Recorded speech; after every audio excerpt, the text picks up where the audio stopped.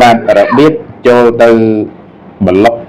account Telegram មិត្តភ័ក្តិរបស់បងប្អូនណាមួយដែលយើងមិនចង់ទុកឲ្យគាត់ទំនាក់ទំនងមកយើងបងប្អូនណាបាទអញ្ចឹង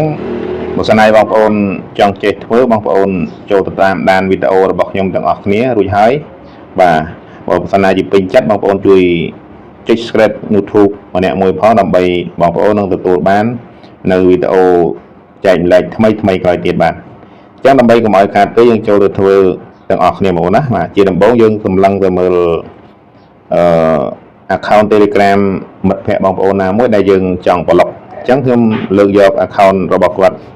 មួយនេះដើម្បីយកមកជាឧទាហរណ៍បាទអញ្ចឹងយើងចុចទៅលើ account របស់គាត់ទៅបាទ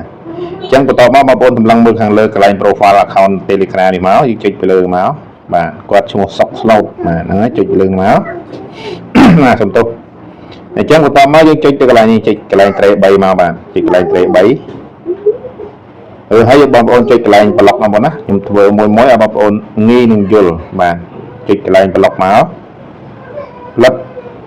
អញ្ចឹងបន្តមកបងប្អូនចុចកន្លែងអក្សរក្រហមនេះមកបាទចុចកន្លែងអក្សរក្រហមមកបងណាចុចផ្លឹកមកសំទោសអញ្ចឹងអូខេអញ្ចឹង account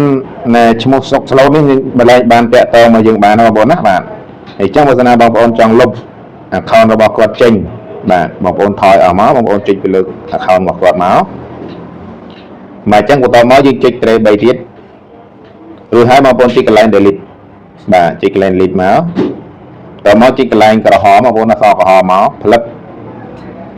អញ្ចឹងឈ្មោះ account Telegram សុកស្លូតនេះនឹងបាត់ចេញពី account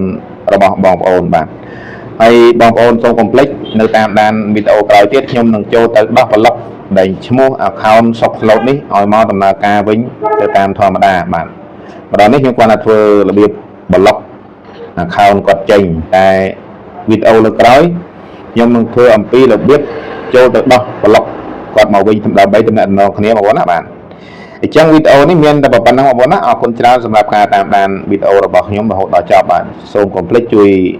ចុច subscribe YouTube ម្នាក់មួយផងអរគុណជម្រាបលា